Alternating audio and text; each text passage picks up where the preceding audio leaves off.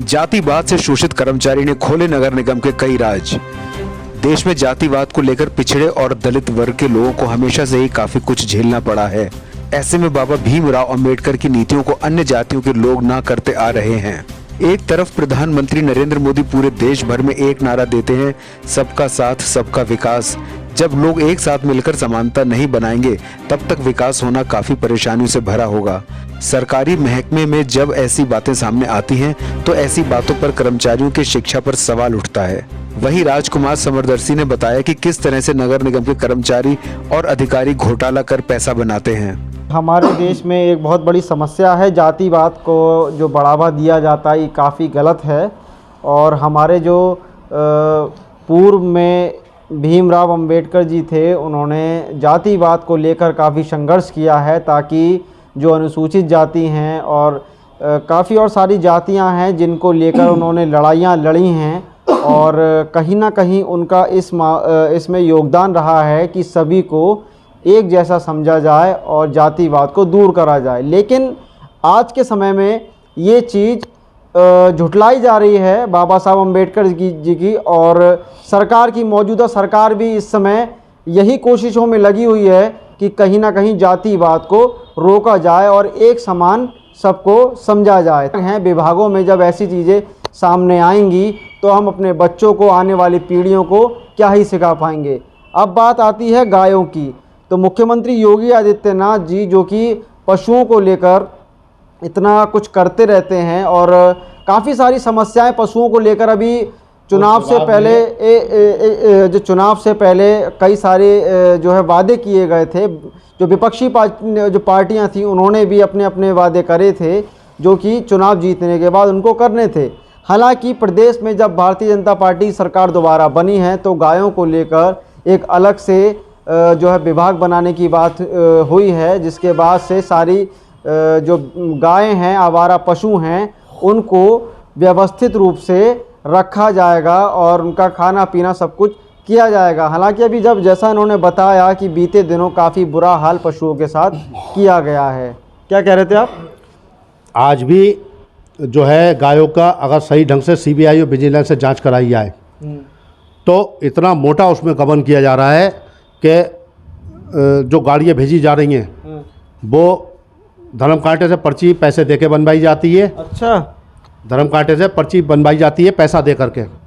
अगर उसमें 6 क्विंटल माल आ रहा है तो उसमें 14 क्विंटल दिखाया जाता है ट्रैक्टर में। अच्छा।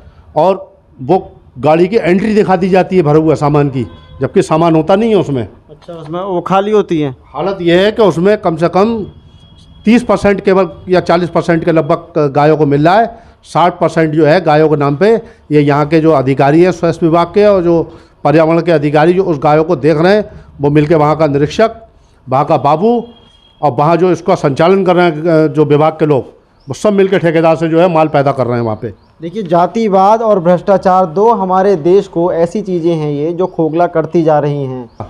पहुँचने के बाद जब मैंने सबसे पहला काम तो ये किया कि भाई ये गौशाला जो बनी हुई है इसमें कितनी गायें हैं, तो मैंने गिनती कराई गायों की। और गिनती कराने के बाद मैंने कहा कि भाई पहले मुझे ये दिखाइए कि इसमें खाने कि इनको क्या खाना दिया जा रहा है। हाँ, क्या खाना दिया जा रहा है। ठीक है, तो वो मुझे सुपरवाइज़र वहाँ का लेके गया चेक कराने। खाना देखा तो वहाँ एक कोठरिया छोटी सी बनी हुई थी और मुश्किल से छोटे छोटे 2 ठेले वहाँ भूसी पड़ी हुई थी, भूसा। और भूसा भी ऐसा था जिसमें रेता और मट्टी मिली हुई थी। अच्छा। और एक तरफ मैंने जब गायों का निरीक्षण करना शुरू किया था तो तमाम गायें तड़प रही थी, कोई भूखी थी, किसी का हड्डियों का ढांचा था, किसी मतलब जैसे लाचार स्थिति ऐसी थी जैसे अस्पतालों में या जैसे युगांडा वगैरह की राजधानी में जाओ तो कुपोषण का शिकार बच्चे जिनके हड्डियों के ढांचे पड़े हुए होते हैं। तो इस टाइप से वहाँ गायों की हालत थी और कई मरने के कगार पे थी। तो इसको देखते हुए मैंने जब वहाँ निरीक्षण किया और मैंने ये चीज़ देखी तो मैंने कहा भाई ये गायों को खाना क्या दिया जा रहा है ये बताओ। बोले भाई बाबू ये, तो मैंने कहा ये तो रेता और मट्टी मिला हुआ है, तो क्या ये खिला के गायों को मार रहे हो तुम लोग क्या? तो बोले साहब हम इसमें क्या कह सकते हैं, अधिकारियों का मामला है। उस समय ये 4 नगर स्वास्थ्य अधिकारी और पर्यावरण अभियंता के पास था, ये उसके सीनियर अधिकारी थे। जो आप बता रहे हैं स्वास्थ्य अधिकारी उस समय कौन थे नगर स्वास्थ्य अधिकारी? उस समय संजीव प्रधान थे, और जो वर्तमान नगर स्वास्थ्य अधिकारी हैं डॉक्टर अशोक कुमार, ये भी देखते हैं उसका गौशाला का। ये दोनों अधिकारी इनके, और एक इंस्पेक्टर हैं, एक क्लर्क हैं उसको, वो सब देख रहे थे सामान लाने की आपूर्ति में।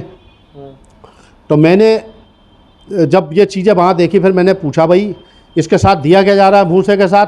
तो बोले साहब भूसे के साथ और क्या दिया जा रहा है, भूसे के साथ भूसा ही दिया जाता है गायों के लिए। तो मैंने कहा एक बात बताओ कि जब आप रोटी खाते हो तो रोटी के साथ सब्जी या मीट वगैरह नहीं आता है क्या? खाली रोटी तो नहीं खाता है आदमी।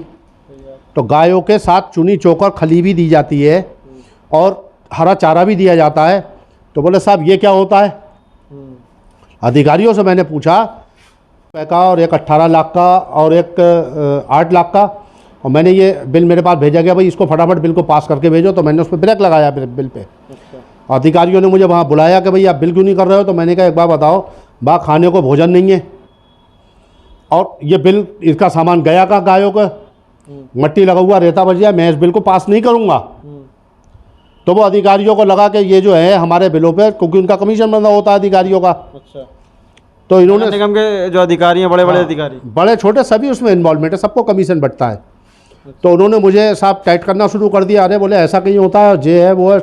मैंने ठेकेदार को फिर बुला के टाइट किया। मैंने कहा ऐसा है, पहले भूसा डलेगा तभी बिल पास करूँगा, समझे? तो मैंने साहब उस पर बिल, मैंने जब उसका रोका, उस ठेकेदार को मैंने टाइट किया, तो भूसे की शुरुआत हुई।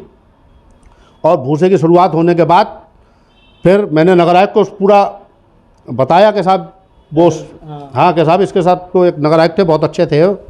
तो फिर उन्हें जब बताया गया तो उसको उन्होंने भूसे और खली के साथ भूसे की और खली चोकर की शुरुआत कराई। स्थिति में आज गौशाला में फिर मैंने बाद में देखा कि यहाँ गाय ठंड में भी मर रही थी। गायों के ऊपर जैसे हम लोग शूटर वगैरह डालते हैं तो गायों के ऊपर झूला पड़ता है, झूला वो बोरियों का होता है ठंड से बचाव के लिए। मैंने कहा इनको वो भी नहीं दिया जा रहा है। चारों तरफ जाड़े, भयंकर जाड़ों में जो दीवारें बनी हुई हैं उसको ऊपर से हवा आ रही थी, तो मैंने वहाँ पे पन्नियों की शुरुआत कराई। मतलब आपने पूरी व्यवस्था वहाँ पे कराई? व्यवस्था मैंने करवाई। उससे पहले वहाँ कुछ भी नहीं था? कुछ भी नहीं था वहाँ पे। तो मेरे पास 3 साल तक लगातार उसका चार्ज रहा गौशाला में। 3 साल में मैंने सबसे पहला काम तो वहाँ भोजन की व्यवस्था उनकी सुचारू कराई। ठीक। इसके बाद मैंने वहाँ पानी की टंकी मेरे समय में लगवाई मैंने, क्योंकि वो पानी नहीं दिया जा रहा, नल एक था, पानी भी नहीं दिया जा रहा, पानी तक नहीं दिया जा रहा था उसमें। एक नल से बस हत्थे से बस थोड़ा बहुत दिया जा रहा था। कुपोषण का शिकार हो रही थी। हरा चारा की मैंने व्यवस्था वहाँ करवाई, और हरे चारे के बाद जो है फिर वहाँ पे झूले मेरे समय में ख़रीदी गई। मैंने प्रस्ताव बना के भेजा तो झूले ख़रीदी गई। पानी से बचाव के लिए पन्नी चारों तरफ डलवाई गई, जिससे हवा में, क्योंकि खुले में गायों को छोड़ दिया गया था। इसके बाद मैंने वहाँ पे फिर जो था पशु चिकित्सा अधिकारी की पूरी टीम के साथ उसकी चेकिंग कराई, उनका परीक्षण करवाया, उनको दवा दिलवाई। लेकिन इसके बाद भी बहुत सी गायें चूँकि ज़्यादा गंभीर रूप से बीमार थी, तो वो मर गई होंगी, तो मरने के कगार पे थी। तो मैंने वहाँ पे IBRI को चिट्ठी लिखवा करके अधिकारियों को थ्रू भिजवाई। तो 150 डॉक्टरों की टीम भारतीय पशु चिकित्सा जो IBRI बना हुआ अनुसंधान केंद्र, वहाँ से आई। उन्होंने फिर खून, ब्लड टेस्ट वगैरह सब किया, तो जा कर के उन गायों का परीक्षण हुआ। फिर उनको दवाइयाँ दी गई, तो जाके गाय दुरुस्त हुई। लेकिन जब अधिकारियों ने देखा कि यार ये तो हमारे बिलों में बाधक बनेगा, और ये इस तरीके से फिर से हटा दिया गया। तो वहाँ से तुरंत हटा के मेरा तबादला दूसरे विभाग में कर दिया, लाइट विभाग में। अभी आप कौन से विभाग में हैं? मैं वहाँ पे ऐसी जगह मुझे भेजा गया भाई साहब जहाँ काम ही नहीं है। अभी आप कौन से विभाग में? मैं प्रकाश विभाग में हूँ। प्रकाश विभाग में अभी आप 3 साल से वहाँ मक्खी मार रहा हूँ बैठे हुआ। काम मांगा जा रहा है तो काम नहीं दिया जाता है। और इससे बड़ी विडम्बना क्या होगी कि वहाँ बैठने की मेरे पास जगह नहीं दी जा रही है मुझे। अच्छा।